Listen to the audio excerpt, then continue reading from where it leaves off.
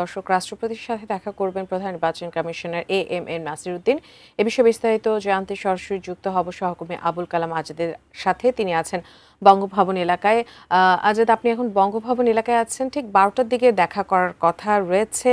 এই বিষয়ে তফসিল ঘোষণার কিছু বিষয়গুলো উঠে আসতে পারে। আপনি আর বাকি কি জানাবেন, বিস্তারিত আমাদের জানাবেন। একটা বিষয় জানিয়ে রাখি, জরুরি পরিস্থিতি ছাড়া হুট করেই তো আর রাষ্ট্রপতির সঙ্গে কোনো সংস্থার প্রধান বলুন আর যেই বলুন দেখা করতে আসে না। যতই নির্বাচনের গুরুত্ব কিংবা এটি অর্থবহ হয়ে উঠছে, ততই নির্বাচন কমিশন সহ সংশ্লিষ্ট দপ্তরগুলোর গুরুত্ব বাড়ছে। আর তারই ধারাবাহিকতায় পূর্ব নির্ধারিত কর্মসূচি অনুযায়ী প্রধান নির্বাচন কমিশনার এএমএম নাসিরউদ্দিন আর কিছুক্ষণ পরেই, বলা যায় আর প্রায় 20-22 মিনিটের মতো সময় রয়েছে, বেলা 12টার দিকে এরকম একটি সময় ছিল, রাষ্ট্রপতি মোহাম্মদ শাহাবুদ্দিনের সঙ্গে দেখা করতে আসার কথা রয়েছে। আপনি খুব স্বভাবত জানতে চাইতেই পারেন এই দেখা করার উদ্দেশ্যটা আসলে কি হতে পারে। আপনাকে জানিয়ে রাখতে চাই, এরই মধ্যে প্রধান রাজনৈতিক দলগুলো, ইউরোপীয় ইউনিয়ন গতকালকেই বলেছেন দ্রুত নির্বাচনের মাধ্যমে বাংলাদেশের ক্ষমতা হস্তান্তরের। রাজনৈতিক দলগুলোও চাচ্ছেন যত দ্রুত তফসিল ঘোষণা করা যায়। তারা নির্বাচনের মাঠে এরই মধ্যে নেমে পড়েছেন। এছাড়া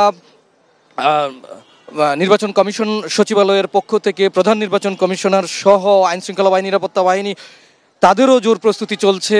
বলা যায় যে প্রশিক্ষণ থেকে শুরু করে মোটামুটি সবকিছু বিষয়ে আপনি দুদিন আগেই প্রধান নির্বাচন কমিশনার, প্রধান উপদেষ্টা অধ্যাপক ডক্টর মোহাম্মদ ইউনূসের সঙ্গে দেখা করে এ পর্যন্ত নির্বাচন অবাধ, সুষ্ঠু, নিরপেক্ষ আয়োজনের জন্য যতদূর অগ্রগতি হয়েছে সেই বিষয়গুলো তুলে ধরেছে। নির্বাচনের চ্যালেঞ্জ বা বাধাগুলো এখনো কি রয়েছে অথবা আর কি কি সংকট রয়েছে সেই বিষয়গুলো কিভাবে সমাধান করা যায় সে বিষয়ে সহযোগিতা চেয়েছেন। এর মধ্যে প্রধান উপদেষ্টাকে ধন্যবাদ জানিয়েছেন।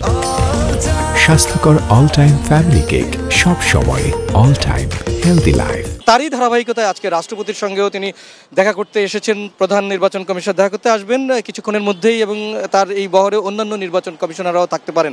আপনাকে আরেকটি বিষয়ে জানিয়ে রাখতে চাই, যেটি হয়তো আপনি জানতে পারেন, যে আজকে আরেকটি সময় ছিল প্রধান নির্বাচন কমিশনারের পক্ষ থেকে বাংলাদেশ টেলিভিশন এবং বাংলাদেশ বেতারে তিনি ভাষণ রেকর্ড করা হবে প্রধান নির্বাচন কমিশনারের। এই ভাষণটি মূলত তফসিল ঘোষণাকে কেন্দ্র করেই হওয়ার সম্ভাবনা রয়েছে। আর এই তফসিলের মধ্যে কি থাকে, সাধারণত মনোনয়নপত্র জমাদানের তারিখ কিংবা উইথড্র করা অথবা প্রত্যাহার যেটিকে বলা হয়ে থাকে। এছাড়া তফসিল ঘোষণার পরই বিভিন্ন ধরনের সীমাবদ্ধতা বা আদেশ নির্দেশ জারি করা হয় নির্বাচন কমিশনের পক্ষ থেকে বা প্রধান নির্বাচন কমিশনের পক্ষ থেকে, কি কি কাজ করা যাবে, কি করা যাবে না নির্বাচনী প্রচারণার ক্ষেত্রে।